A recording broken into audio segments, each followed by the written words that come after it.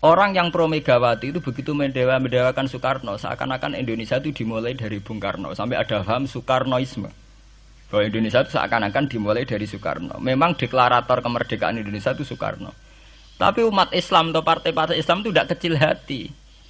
Karena embrio yang bernama Indonesia itu dari tahun 1908, sebelum ada partai nasionalis yang berani melawan kolonialisme Belanda adalah partai-partai Islam, sehingga kebangkitan Indonesia dimulai 1908.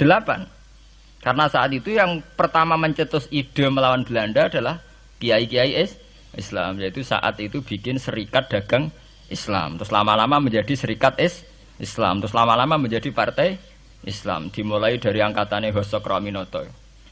Jenenge Haji Umar Said sinten Cokroaminoto, terus disingkat jenenge Hos Cokroaminoto. Jadi tidak bisa Indonesia itu meninggalkan partai Islam, karena dulu pertama pendiri era kepartaian niku malah partai-partai apa? Islam yang lahir di Solo, di Jogja. Bahkan sebelum ada negara yang bernama Indonesia, itu ada negara yang bernama Demak Bintoro, ada Demak Ngayogjakarta apa? Karto. Itu semua negeri apa? Islam. Ya, paham. Sehingga secara kesejarahan kita tidak kalah sama tuanya Soekarnoisme atau partai PNI. Dan sampai kan kita ini kan kayak dinabubukkan, seakan-akan Indonesia itu dimulai dari Soekarno. Sehingga nak wani Pak Karno itu koyok-koyok itu kita anti Indonesia. Ya kita tidak mungkin nggak menghormati Soekarno, beliau sebagai pahlawan besar kita hormati. Ya, tapi ya kebesaran Pak Karno demi bangsa Indonesia jangan kemudian direduksi, disederhanakan hanya melewati partai. Ya itu kan namanya pengkerdilan. Tentu Pak Karno bikin negara ini ya untuk semua bangsa, bukan untuk PDIP saja, bukan untuk partai-partai marhainisme saja, juga bukan untuk partai-partai yang berfaham Soekarnoisme saja. Ya sama, tapi kita juga adil, sebagai kiai juga adil. Hos Cokroaminoto bikin partai Islam adalah untuk mengusir Belanda dari bumi Indonesia, yang nantinya juga untuk kepentingan semua bangsa Indonesia, tidak hanya yang Islam saja. Ya kita adil, sama-sama adil. Saat nasionalisme ya tidak mengurangi keagamaan, saat keagamaan tidak mengurangi nasionalis. Tapi ya itu tadi, kemudian ini dikerdilkan secara politik. Di sawangannya nak wis duwete Pak Hasim Mbak Mega nasionalis religius iki sudah ditren. Angger duet senengane pasangan nasionalis sampai apa nak nasionalis terus wajib salat. Apa nak religius terus gak wajib nasional? Sebetulnya itu kan apa kena wong Indonesia terus wajib salat hanya karena atas nama nasionalisme. Apa nak wis kiai terus wajib bayar pajak. Itu kan pengkerdilan, proses pembohongan. Pemohongan secara publik. Kowe dibodhokno, sedurunge bodoh, itu kan itu kan repot. Namanya sedurunge bodoh dibodhokno nggih napa? Nurut. Makanya kalau seneng ya, kayak kemarin Hari Kebangkitan Nasional itu seneng kalau diungkap terus di TV bahwa kebangkitan Indonesia dimulai dari 1908. Pentingnya bahwa orang-orang yang sok Soekarnoisme biar tidak mereduksi Pak Karno hanya milik mereka sendiri, karena bangsa ini berdiri semenjak 1908.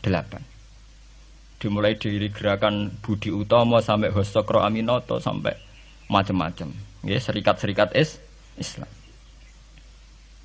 Tapi ini terungkap sausé tukaran.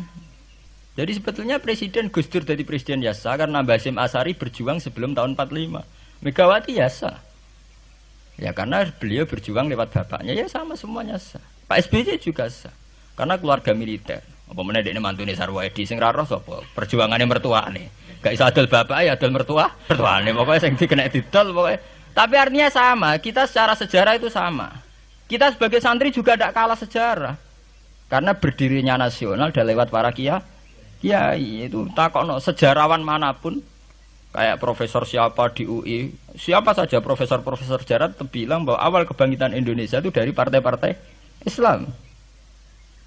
Bahkan versi orang nasionalis sekalipun itu bilang, karena Islam adalah satu agama yang paling sensitif terhadap penjajahan. Karena Islam melahirkan satu paham jihad, bahwa ketika ada kolonial Belanda, wong Islam terinspirasi harus jihad. Sehingga lahir partai-partai Islam. Dulu yang dilawan itu perdagangan. Ini kalau cerita sejarah, santri-santri sadar. Jadi santri salaf dengan model sekarang sing ra roh duit, ra roh dagang itu sebetulnya mengkhianati pendiri santri. Lho mboten niku lho fair. Sing gak seneng dagang, gak seneng mergawe itu mengkhianati pendiri pesantren. Sama lihat sejarah, tahun 1908 itu namanya tidak SI, tidak Serikat Islam, tapi Serikat Dagang Islam. Karena para kiai adalah melawan dominasi Cina di Surakarta dan dominasi Belanda menguasai sentra-sentra perdagangan. Sehingga yang dilawan pertama adalah piye supaya kolonial gak menguasai aset-aset ekonomi. Sama takokno sejarah cek versi kiai, cek versi buku, asal gak versi klenek. Itu pertama yang dilawan para ulama adalah penguasaan aset ekonomi oleh Cina dan Belanda, sehingga mereka bikin Serikat Dagang Islam.